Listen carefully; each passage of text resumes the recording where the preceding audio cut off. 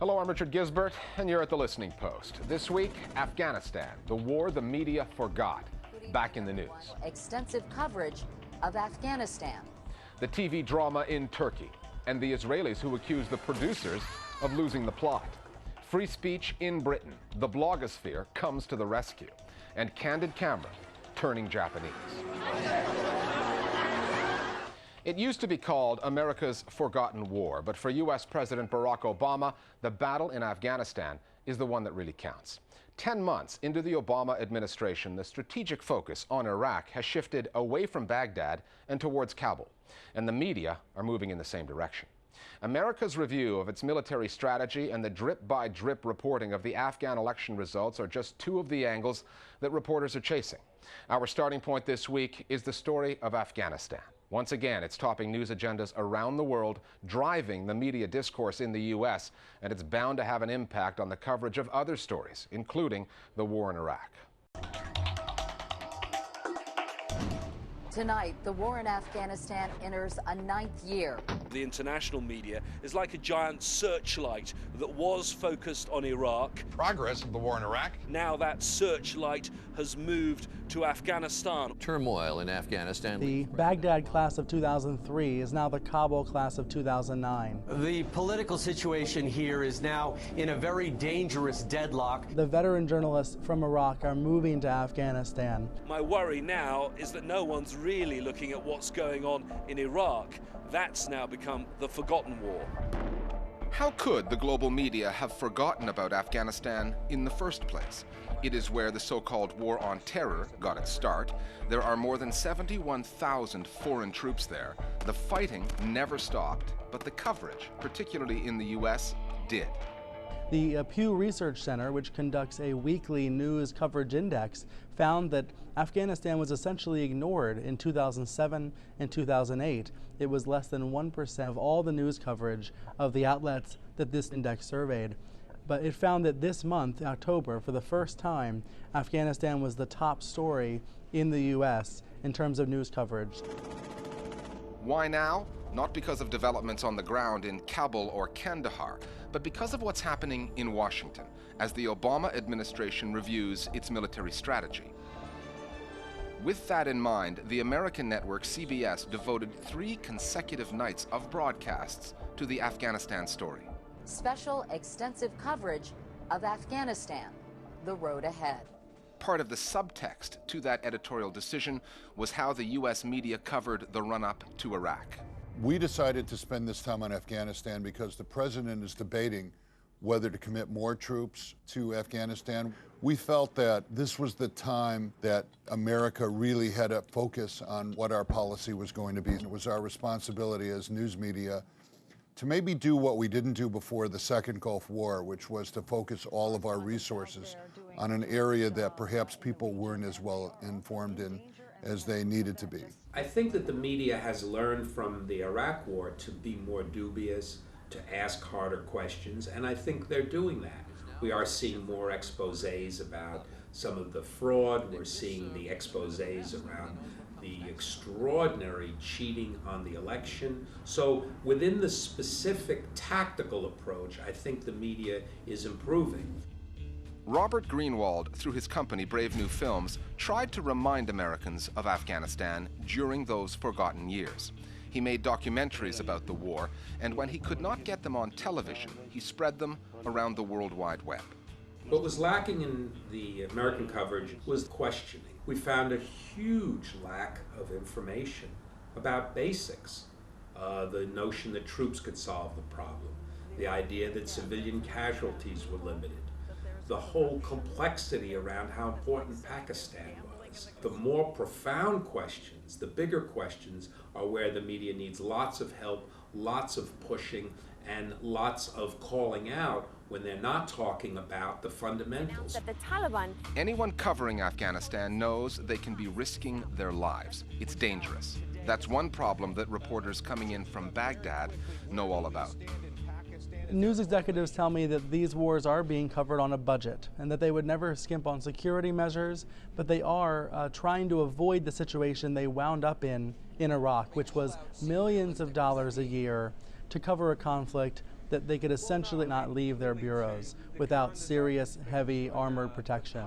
They say that in Afghanistan, their bureaus are more light-footed, they're more lightweight, that they can cover the conflict with fewer journalists, and at least for now, with less security. 8 years after the Taliban were One way to limit the dangers is to spend more time in Kabul, which is relatively safe, and less time outside the capital.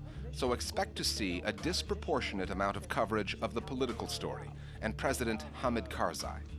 The media in some ways made Hamid Karzai. He is a very distinctive character, speaks excellent English, used to work during the time of the war against the Soviet Union as a press officer. He knows the press, he knows how to deal with the press. Now, though, Karzai is seeing the other side of the press. He's still in the spotlight, but I think people are now looking at his flaws.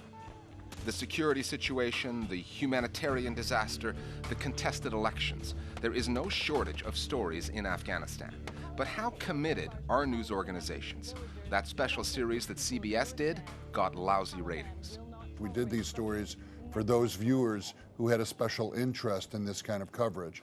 And we did those stories for those kinds of news viewers who were looking for that kind of content. They were never done for ratings, and we didn't have any expectation of ratings. And we did them for our franchise, if you will. Ratings was never an issue, that it will never be an issue going forward on that. It is our responsibility to do that. And that marks a real change in journalistic priorities. Afghanis can only hope that their country remains on the political agenda in Washington, and that, as a result, their story remains on the media's agenda around the world. In governing the Afghan country. Here's how our Global Village voices see the coverage of the story in Afghanistan. The media coverage of the war in Afghanistan is very biased and one-dimensional, and they isolate the problem to just the Western approach against the war, and they always neglect the positive things that come out from Afghanistan. For example, how many new schools that have built and the economic progress. I've been noticing that the media coverage has been stepping up with regards to Afghanistan.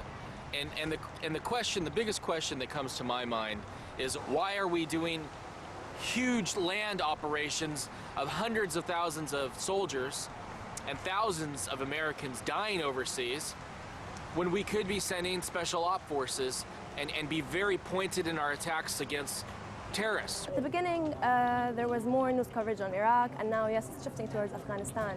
But I still feel that they're doing the same mistake, in a sense that they only show you the figures of the people dead. Maybe they're telling you the true statistics, but it's still, the public is not affected because you don't see them as people.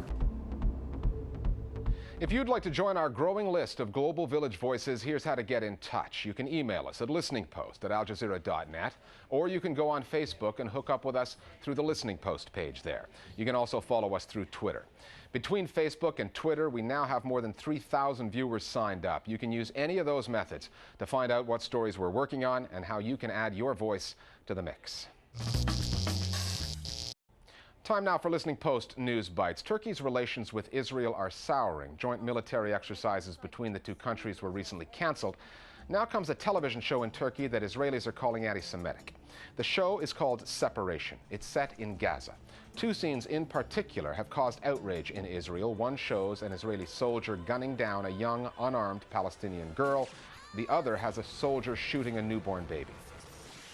The Israeli government said that the program, quote, presents Israeli soldiers as the murderers of innocent children and would not be appropriate for broadcast even in an enemy country, and certainly not in a state, talking about Turkey now, that maintains diplomatic relations with Israel, unquote. The Turkish foreign minister was reported to have responded. The foreign ministry is not an advisory board for television series. Autonomous bodies follow their own editorial policy, and we do not obstruct them. Israel and Hezbollah are arguing over a piece of video and what it shows.